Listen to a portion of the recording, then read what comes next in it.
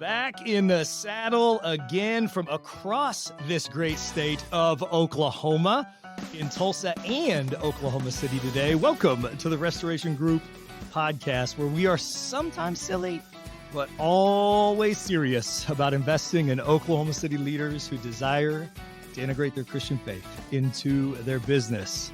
I'm your host, Clay Steves, and today I am joined by my co-host, Michael Mead, and our distinguished returning guest, the one and only Jenna Worthen. How we doing today, team? So good. So glad to be here. Welcome back, Mikey. Man, it's Jenna was one of our OG guests back in the day, so it's fun and it's a gift to have her back. So I'm excited for what's about to happen. I'm glad y'all wanted me back. You know, there's always a risk when you do something like this, like, ooh, put them on the never again list. Yes, so what an honor. That's a very special Trello column, the never back again, right? That's a special Trello column. That's right. All right, little formal bio to start us off.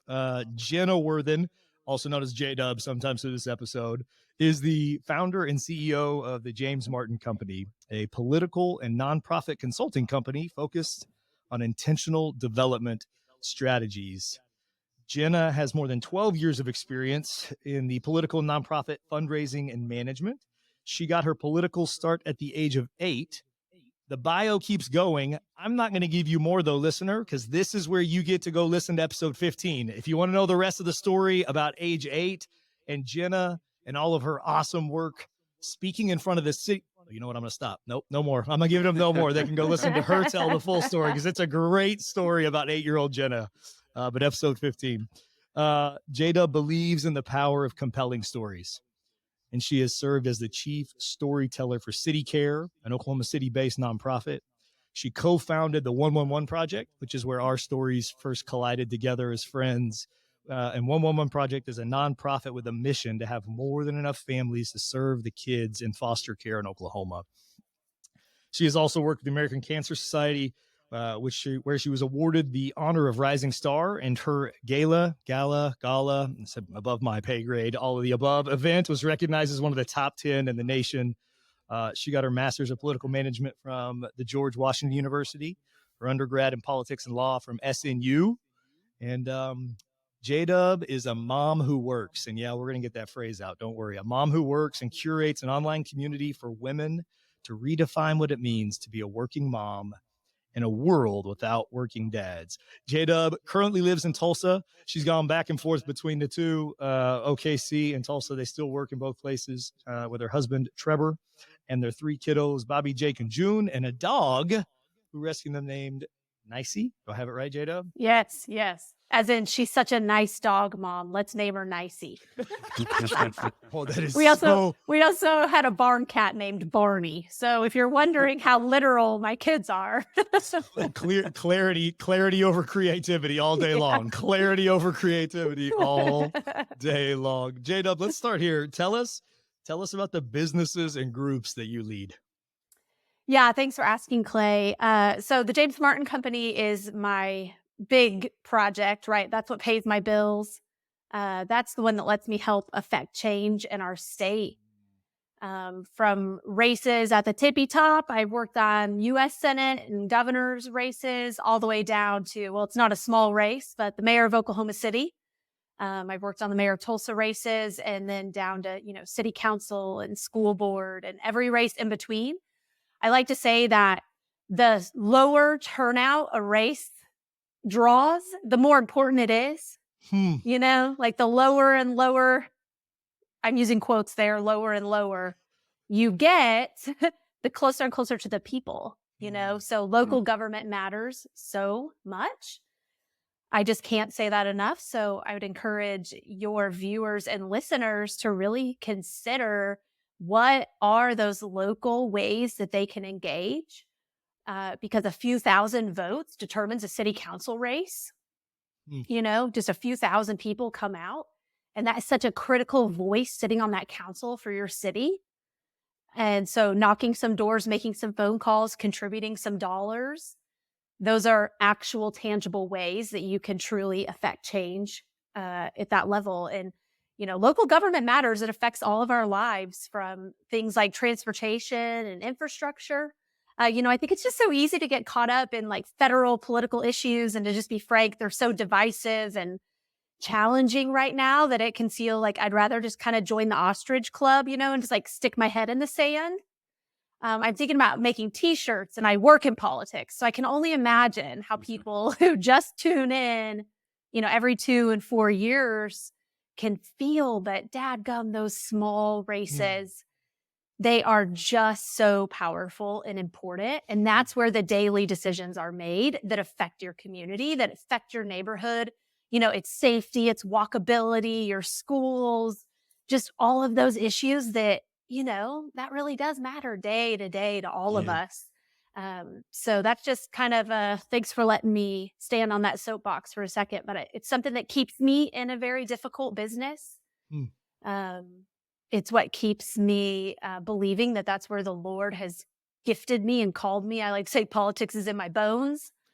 Back in my previous episode, we talked about how, I have a family that felt the same way and got an early start there. So James Martin Company, that's my big project. And then my passion project is certainly Mom Who Works.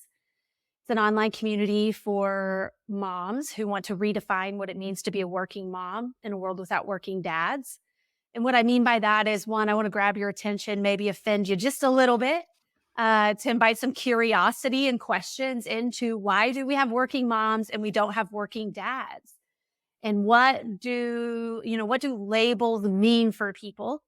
And the ordering of the words matter for their implications and for both external and internal assumptions that we place on ourselves and that society places on us as well. I've had a couple other side projects as well over the years, but those are the two. And then also, the chief operating officer for my home, of course, with the 3 kiddos. And, it's just, I'm having the most fun in the whole world going to soccer games and basketball games and all of that stuff. But that certainly, by the time you get them out the door in the morning and you've worked about 3 hours in that regard, then your workday starts. So I'd be remiss to say that that's not another one of my key roles in my life. Yeah. Not one of your top key roles, right? It is, yeah, the most important. That's right. That's right. Okay. So you talked about the labels. And we'll work through, I hope we work through that here in a little bit, but I want to talk about that tensions, right? And you even finished with the mom piece there. Let's talk about the tensions between work and mom. And that's even a chapter title in your book, which we'll also get to that, listener and viewers. I promise we'll get to that. But so we're going to start with some story time. We're going to start with some story time, J-Dub. And I'm going to give you one prompt, your prompt. I'm going to give you one prompt and use it to talk to us about the tensions between work and being a mom. Okay. And here's the prompt.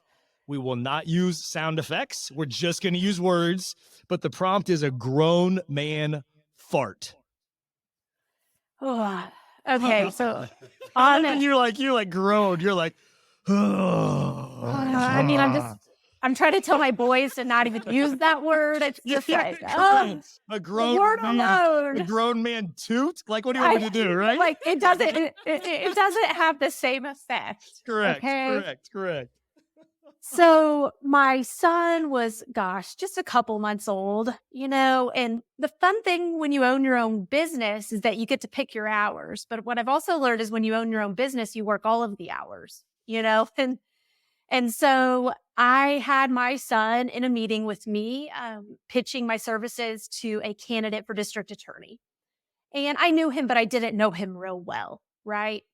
And the meeting is running over, and my baby is already trying to nurse on me and has left a giant wet spot there. And I'm feeling the anxiety of I got to kind of get out of here. And he's squirming. But I'm mid pitch, you guys, this is where it's coming down to. I'm telling them how good and awesome I am and why I'm the best for them. And, we're almost into contract terms. I've almost got the deal signed. And I am telling you, my child, my itty bitty teeny tiny, what was he, 9 pounds at this point, baby, rips the most gigantic, grown man sounding toot that I have ever heard. But also there's this thing that moms can do. I don't know about dads. You'd have to let me know, Clay, but they can just keep on moving. Oh, yeah. You know, like you just keep rolling. So I'm just mid pitch. My kid has his moment and I just keep going. I just keep going because whatever. And then in about 45 seconds, I'd say it kind of dawns on me that my client's face is like beet red. And the way he's looking at me, I have no doubt he thinks that I did that. I have no doubt that he thinks that I did that. But at this point, it's too late. Like, I can't go back and awkward be like, oh gosh, like, No, you do know that was my kid, right? Like, it wasn't that me. was my It kid. wasn't me. I swear that wasn't me. But it's like, it's too late. I've missed the moment, you know? And so I write about that in my book because, well, it's like a silly, right? It's a silly way to address a serious thing that we feel where like there's this deep integration now between the mother part of me and the worker part of me. Yeah. You know, that like I can't stop one for the other and vice versa, right? Like I'm mid-pitch, awkward interruption, but I just got to keep going. But I will not lie. When I see him to this day, which Bobby is 9. So like when I see him to this day, I'm embarrassed. Like it's just, I don't know. I bet he's never going to read my book. Not your kid. You mean the client. No, just the client. Like, no, I don't know. That was the tip of the iceberg with these boys, you know, but like, I see him to this day and I'm just like, oh gosh. Like maybe somebody, some way, somehow he'll read my book and then he'll go, oh, okay, great. Yeah. Cause like it was an unforgettable moment, I'm sure, for all of us. So what a story. What a story. Okay. So maybe talk to the men for a minute. Like let's not specifically that client, not specifically him, but to us, talk to the men who, those of us that profess to be Christians, right? So you've talked about the tensions of it because I love the fact you talked about integration.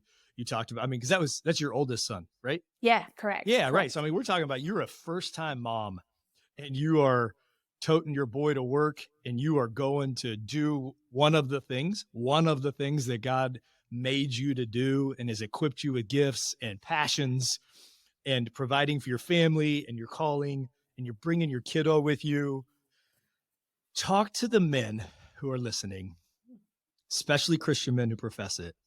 In your opinion, how should our Christian faith influence our posture towards the moms who work in our life? Because I'll never have the context of carrying a child. Like I won't have that context, but I work with lots of moms who work. I lead lots of moms who work. I care about them, but at the same time, I haven't been through it. So maybe coach us a little bit so that if someone brings their child and they have a grown man fart but like legitimately coach us for a minute. How should our faith influence our posture towards moms who work? Yeah, it's such a good question, Clay. And first of all, I want to give you some credit that I remember a phone call we had years ago where you were asking me these same questions. So this is not new to you, but this might be new to employers and business owners, especially since the pandemic. I don't like to talk about it a whole lot, but the reality is it did expose a lot of the gaps that we have for caring well for families, right? And I think I'm just going to go ahead and step on toes and just say that whatever the state's regulation says, or whatever your company's policy says, if you're not the owner, but you work there and maybe you manage people, like that's the base. That's not the standard, right? And if we as Christians believe in the importance of family and caring well for our neighbor, 6 weeks unpaid leave is an atrocity. Come on, girl. I mean, let's just back up and just talk about how it took me 6 weeks to figure out how to really nurse my kid well. It took me, 4 weeks to get them to where we had any sort of remote sleeping. And I'd say that really is closer to 3 months for most. I got lucky. you know? Yeah. That's not to mention when your kiddo starts back at daycare and they're sick 17 times in 2 weeks, Truth. and then by the time they get in a rhythm, all of a sudden there's like a holiday day and they're off and you have to start all over again. You know what I'm saying? So when a woman comes in and if she's had a C-section, Come on. she's had a 6 to 8 months recovery alone of a massive major surgery. Okay? So, like, these are just the nuts and bolts that I feel like sometimes we feel a little bit shy or embarrassed to kind of discuss, but it's just the reality. Okay? Not only have I worked for 9 months leading up to this, but then now maternity leave is not any sort of break. You all, like, what you don't know as a first-time mom is that lead up to your birth, that was your break, right? And so many of us, I know I did, and the women I've talked to, we spend that hustling so hard to prepare to leave well Wow.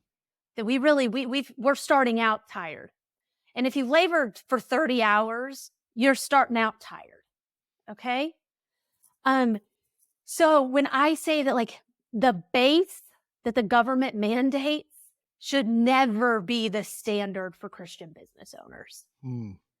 Now, I want to put a little bit of the ownership back on the mom who works, because there's also an element of, what we've seen in the pandemic too. We saw where the wage gap is a problem, right? And I think that I really do blame that on why women disproportionately left the workplace.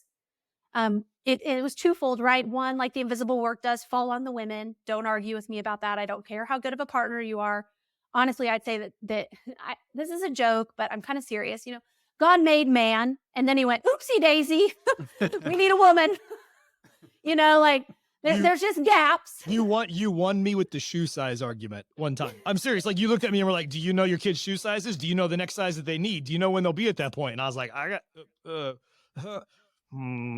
darn it. No, I don't. And I think that's a tiny example of what you're talking about, though, of the invisible stuff that, like, I know Kirsten manages and I know you manage, like, that moms manage. And I'm not upset about it. I'm not upset about it. I've got a great partner. And honestly, for a lot of us women, those are things we want to control anyway. And it's not on us to be upset that our partner's not picking up. Anyway, that's a whole other conversation. But, this invisible load was obviously a huge piece of why women left the workplace, but it also was because they weren't making as much money. So when a family sat down and said, who's going to stay home because daycare is closed, or who's going to stay home because we're in virtual school and we can't manage this, it was, if nothing else, a fundamental decision of, I make more than you. Yeah. Right? And that's what a family had to choose. Right?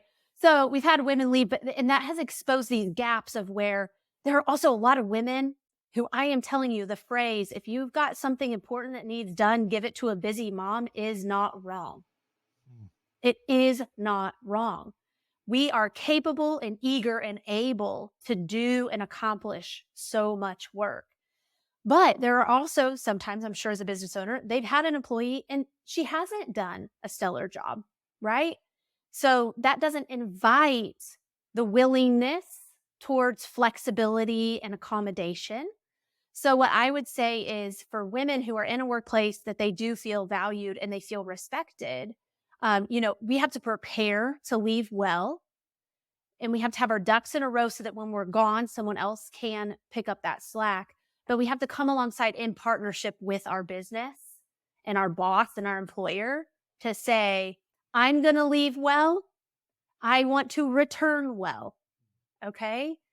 And returning well also requires this flexibility and understanding that I would sincerely argue is a first-year-long process. It really, really is. But I have yet to meet a mom who has let down her employer when she feels valued and honored by the policies that they've put in place to support their family.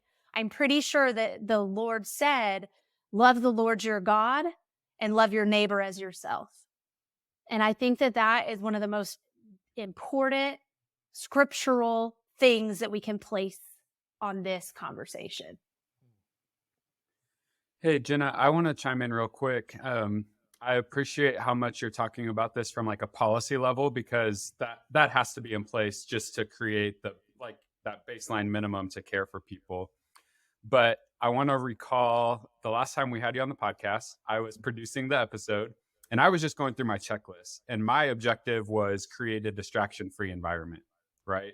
And so I told you, I really told you more than asked you, hey, Jenna, can you just turn your phone on silent, do not disturb, do this, this, and this. And you were so gracious in how you educated me in that moment that you're like, Michael, actually, I can't do that. Here's why. I need to be available for my kids just in case I get a phone call. I'm the person in my family that's going to deal with that. So I use myself, and really I'll call it ignorance from my point of view. I wasn't a parent yet at that time even. And so I was just a single guy trying to do my best with the responsibility that had been trusted to me. But just on those day-to-day moments where, if I can be reflective, I had my best interest and your best interest at heart, and I still was a bit out of line. Can you speak to those of us who maybe this is even a new idea day to day on just how to have that awareness that you carry something that I didn't relate to and that I should have been bringing into the picture for that moment? Yeah, thank you. First of all, when you know better, you do better, That's right? right. So, like, no one is holding your feet to the fire over that. And to be honest with you, this my confidence to say, actually, here's what I need has increased. So I'm not sure that that's something I would have asked for or mentioned, in years prior. So thank you so much for picking up on it. That's actually very impressive to me that that was helpful to you, that you would notice something like that. Again, I think it comes back to families, the support around a two-parent working family is vast for it to be successful. And all of us have varying degrees of support, right? Mine has looked different over the years. Mine has looked like I've had my kids at home full time, and then I've had them in Mother's Day out a couple days a week. So I needed people to understand those were the only 2 days I could meet in person. For me to try to figure out a way to pop in for an unexpected meeting was really challenging. Now I have a full-time in-home nanny, and that has been phenomenal. That's the best support we've had. But if she is sick, or she has a daughter too, so I now have the person who supports me and is the most critical piece to our family functioning well, honestly, who she also has a family of her own that I have to then in turn provide flexibility for, right? So I just think it's one of these things where, again, let me give this example too. I have I won't say too close because I don't want to divulge her. What am I looking for? Who it is? But she was in a position where her husband had been laid off due to like an acquisition. It wasn't anything wrong. It was just kind of that timing. And then the pandemic hits and their daycare shuts down. And it was kind of decided that, obviously she had the job, so she's going to keep working. And he kind of assumed all those duties. And I think he was so brave and awesome to do that. But the way that her schedule was conducted, led by a company of men, demonstrated that they all assumed everybody had a partner at home to pick up all the slack. And I don't think anybody would have noticed that if one of those people had not been a mom who works. Because they were still hosting all day meetings and all this stuff that's like, I am not saying that it's not valuable. I get it that it is. But we also know that 20-minute meetings where everybody's standing up are the most valuable type of meeting, right? Like Adam Grant has been putting out so much good stuff about that. We know now the flexibility we have to meet via Zoom or pick up the phone or whatever it is, to where those traditional ways of operating are not necessary. Nothing drives me nuts more than a day full of meetings, because then I've generated all this work that then when am I supposed to do the work, right? But again, I think until she, as a mom who works as a high up VP for a very successful company, was experiencing that, and she went, oh my God, like we could not do this if both of us were here, like if both of us were doing a job like this, So I just think it has to be some more of those conversations. I think I've mentioned this in the past conversation too, but I do see a lot more grace and understanding and appreciation for my husband when he needs to be somewhere for the kids. When he's running a little behind because he's got to drop the kids off and some of those things. there's a lot of like, oh, wow, that's really awesome of you, Yeah, you you talk know? about that. Yeah. And so I just think that we have to just be paying attention. And honestly, I think we're primed for a conversation like this, Yeah. you know? And but believers have to lead the way. To be frank with you, because I see everything through a political lens, I'm a bit exhausted right now by the way that I do think that the Christians have allowed the government to lead the way on these things and say, oh, well, that policy's in place and they've done that. And honestly, some very good work, like Oklahoma City's Congresswoman Stephanie Bice leading the way on paid family leave with a bipartisan caucus that's working on that. That is brilliant and necessary because not every business leader is a Christian, right? But we Right. have to take our successful companies and say, there is another way. And in fact, my employee turnover is less, my retention is higher, my workplace satisfaction is higher. Then, hey, guess what? My profits are growing. All because I said that I'm going to care well for the people in my protection, for the people in my orbit. You know, I'm a small company. I range from 6 to 10 staff, just kind of depending on the year, you know, but every other year there's really only 2, 3, 4 of us max. And I can still give a robust maternity leave, right? What's Like, robust? What's robust? so our policy was, so you got, let me space it all out because it's not going to sound Yeah. awesome at first, but it will. Okay. So it was like 8 weeks off, period. First 4, we're not going to talk to you. We're literally not going to talk to you. Right. The next 4, I'm going to encourage you, like, I may ask you where a file is just because, like, it's been a month. Also, I want an excuse to come see your baby. I might ask where a file is. So that's the first 8 weeks. And then the next 4 weeks, I'm just going to ask you to come in a day a week and bring the baby with you, which you can also then do for the full 6 months. Okay. So honestly, there were a lot of days that I held that baby for a while, you know, but I know that 6 months is the earliest that a Mother's Day Out program can work. You know, like they don't usually take them much earlier than that. Full-fledged daycare will. But I also then just built in an entire culture of flexibility. Yeah. I don't care how you get your work done as long as your work gets done. Yeah. You know, and the expectations are clear on the front end, and it's high expectations, high accountability, high grace. You know, you can't have a workplace like that without that grace too. That's so good. And I am telling you, they have not let me down.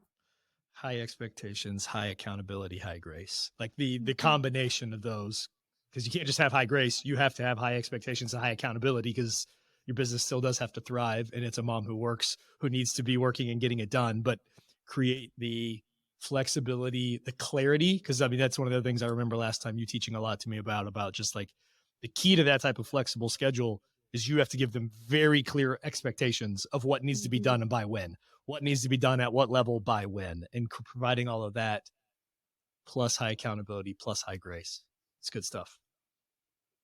Plus the flex. I think we have flex time is what we call it. We have a bridge period after maternity leave where you can like begin to build your hours back up. Very similar idea to what you're talking about, because ours is 6 of paid and then up to 6 of unpaid. If you, and we give a month of PTO to first time employees anyway. So you can use some of that there if you want. And then we do a flex period where essentially you're being paid full-time work, but you don't have to come full-time. It begins to ramp your hours back up to allow you kind of what you're talking about. So see, and that's such a, that's an imaginative, creative way that works for your business to show worth and value to these employees that you do value so much. Right?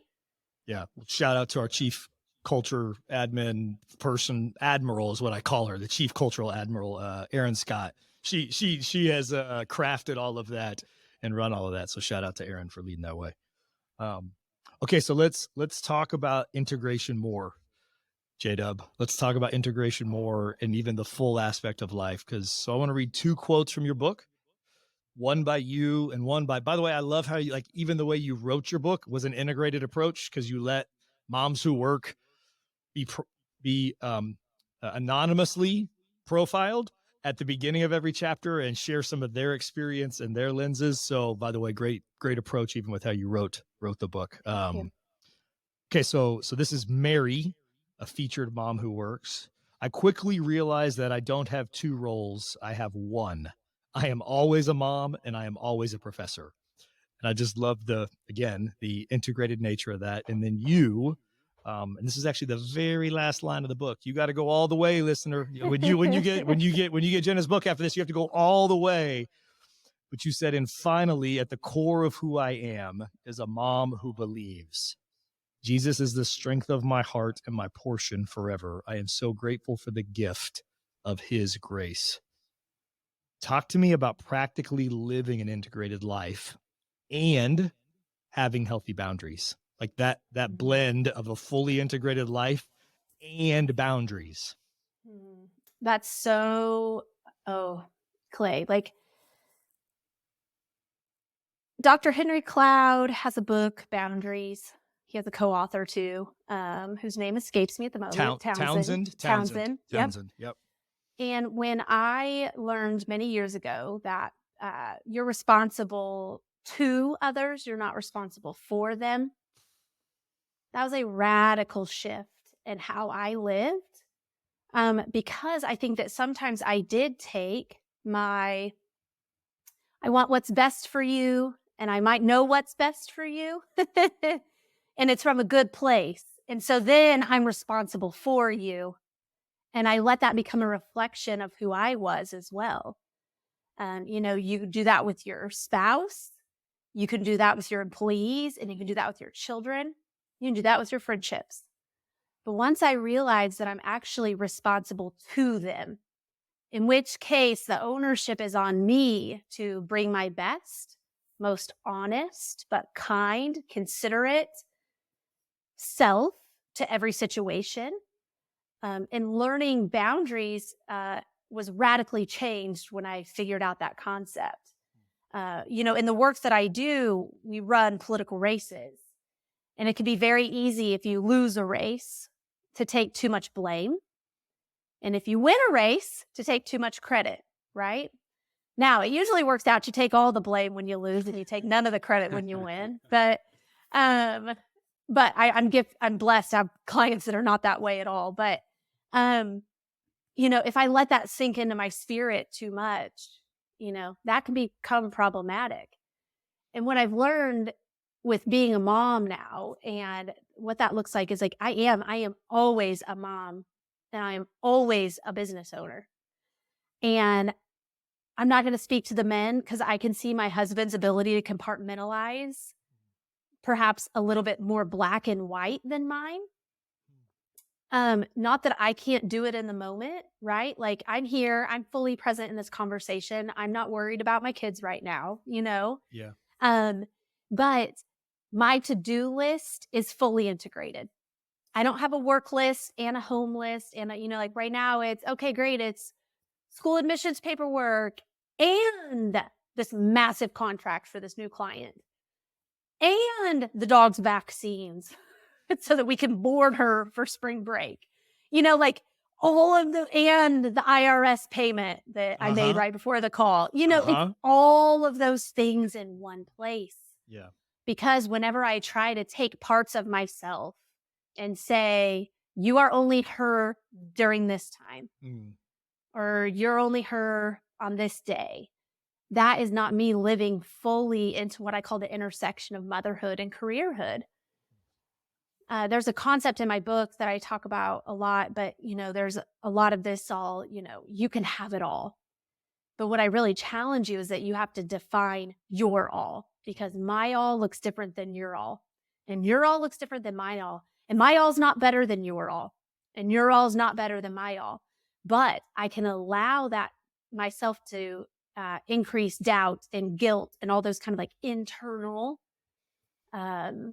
expectations I place on myself as a working mom, a mom who works, those can become the ruling voice if I'm not careful to define my all. And that goes in lockstep with who I believe that God created me to be, who he's called me to be, how he's called me.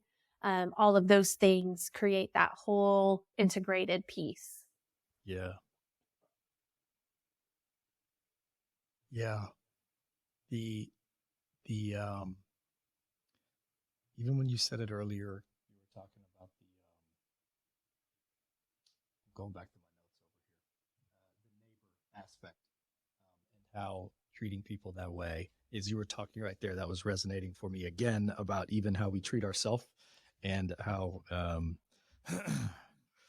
the connectedness, maybe I should say that piece, the connectedness with our life and all the different facets of our life, the calling part. So sorry, those were resonating for me together. Talk to me about specifically at the business sense, J-Dub. How does your followership of Jesus integrate for you? Like, how does it play out in your integrated to-do list? This is one of my favorite parts of the book, by the way. When I think you literally list out one of your, and for the record, listeners, I tried to copy it in a LinkedIn post once. So I just want to show, like, J-Dub, I'm following you. I tried to use the same concept. You're like, ooh, that's a great way to show integrated life. I want to try that. How does your followership of Jesus integrate into the business aspect for you? And again, just because you're functioning in a political space. Sometimes you might have candidates who are Christians, sometimes maybe they're not, but how does it function for you in that space? So this is something I talk one-on-one to people a lot about, but I don't talk in a broad sense. But I will share with you that I've had to make a fundamental decision in my career that I will not treat others the way that they treat me. Neighbor, come on, neighbor. Oh man, girl. And let me just be very clear, that can be very difficult to do. It sincerely can, but especially in my world, which, I don't think that politics is that much different than many other businesses and industries out there, right? It's just that when something gets screwed up or somebody has a vendetta, you're maybe on the front page of the newspaper. Yeah. Right? Like, and if somebody gets mad at me, that could have implications for my clients, even though it's separate, whatever. So I try very hard, first and foremost, to stay out of some of that. But as I've gotten further into my career, and to be frank with you, there's not very many people in the state that do what I do. That means more high profile races and more scrutiny and more conversations, not to mention just, I would say, the recent new standards we have around discourse in this country, in that to say that we don't really have them anymore. Decorum feels like an ancient idea at the moment. And to be frank with you, the Christians are not doing anything to make that much better. That's probably too broad of a statement, but there's a lot of times in what I do that you can't tell if someone is a believer or not, right? And that can happen in any business, right? Yeah. Negotiations are a tough space and all of that. So I just have to have this guiding principle that if I'm to remain in this, then I cannot treat others the way that they treat me. So that looks a lot like giving away a lot of things when asked of me and not just demanding every single, hey, wait, I need a contract before that. Because I also just believe it's truly more blessed to give than to receive. And I'll lead the way with radical generosity, which is a core value of the church I attend and something that resonates with our family. It means that I'm going to work really, really hard to make absolutely as much money as I can because I believe I can steward it very well. And then I'm going to turn around and meet needs where I'm able to meet them. And that is the most fun in the entire world, is to get an email from one of your favorite nonprofits that needs $2,400. And you're like, oh, bingo, bango, no problem. Here you go. Let me just meet that need. Let me fund that program. Like, there is nothing more fun and fulfilling than getting to do that. So I would just say it's kind of that guiding principle, but it's high generosity. And it's something that Dr. Brene Brown has taught me of assuming the best, radically assuming that everybody's trying to do their best. Even when you have evidence contrary to that assumption that everyone is doing the best, they're just doing their best. And that changes how you interact with them, even if it doesn't change how they interact with you. That's good, Jenna. I'm not always perfect at it, but dadgummit, I try hard. Well, yeah. I mean, I think that's you even talked about I think the way in the discourse subject, just to talk on it for a split second, just the lack of discourse, I should say, though, just the thing that I wish I saw, the thing I'm trying to do myself, but I know I fail at every single day, is just the willingness to admit, like, yeah, we're all hypocrites. So like those of us who are Christians, it's not like we're going to be not hypocritical ever, or not, or it's not Right. like we're going to get it right all the time. It's just a willingness just to go, yeah, my bad. Yeah. Like I was off. Like that's the thing that I would just love to see, like get in the mix, be in the game, stand for what you believe in, rumble, wrestle, be a human, have humility, like just own that aspect. If we could find that vein, calling myself out first and foremost as a Same. Christian leader and owner of a business, like that's the place we shouldn't avoid. We need to get in the mix, but have the humility just to own it. So I just, like you said, how to neighbor. That's the phrase I keep thinking of, which was a series, which I feel like we did ages ago. I feel like you, KG, and I, right? Didn't we? Even, and then we had a fostering tie to that. I feel like we all Yes, talked to we did. But just the way you're describing it, even in the day-to-day business piece, like thinking of the Good Samaritan, thinking about how to treat people, like those elements, that's a really cool share about that. Thanks for being willing to share it with us. Maybe nobody will listen. That's not my hope. I hope a lot of people listen. So maybe you shared it in a public way. And also, Clay, also the other piece of it that I want to say, I'm not trying to let anybody off the hook, but two things can be true at the same time. Come on, girl. Right? Like I can run a race that is high contrast, high intensity, Yep. high truth, even if you don't like the way I'm talking about it, and still live true to my values and my principles. Like the Lord turned over tables. He did not call us to an easy, risk-free, conflict-free existence, right? Yeah. I just think that the thing that I feel the most frustrated about is whenever those conversations lead to barriers to Jesus. You know, when your political opinion stands between someone getting to know the Lord, that becomes problematic. And it's something I'm working through. I've really erred on the side of just not saying anything, which really goes against my Enneagram 8. But I do feel the Lord pulling me gently into some more of those conversations. I don't know what it looks like publicly because I don't know. I believe a lot more happens over a kitchen table than an Instagram post, you know, but there does become a time when a public stand is important, you know? So I also just want business owners and people engaging in their communities to understand that two things can be true. Yeah. And that's okay. Yeah. Yeah. Okay. We've referenced it numerous times as we come to land this plane after a good conversation. Talked about your book, sister. Share about your book. Where can people find it? Maybe give the genesis of where it came from and just talk about why you wrote the book and where people can get it. I just want to be frank with you. Writing that book was maybe the most indulgent thing I've ever done for myself in my entire life. I showed a discipline I didn't know I had. Come on. And a determination. I don't know if you ever feel this way, Clay, Michael, but like nothing I do is ever finished. Nothing. I win a political race and I swear to goodness the next day it's when's our next fundraiser. Like there's not even champagne to be popped. It is work. And I love it. It's fine. But man, to take a book, and I self-published. So, you know, that's on your own dime. I wanted to incorporate the stories of these other women because I didn't believe that my story is not unique. It is unique, but it's part of a broader community of voices that I did not want to leave out. So that also felt like a gift of sharing those voices with others. And it just required a level of getting up early in the morning that I'm decent at, but for a long time, and buckling down. And so anybody who has a story inside of them trying to get out, please do it. There's a great resource. Allie Fallon has a Find Your Voice, and she has an online program. It's the first time I've ever bought a guru, if you know what I mean, and actually did it.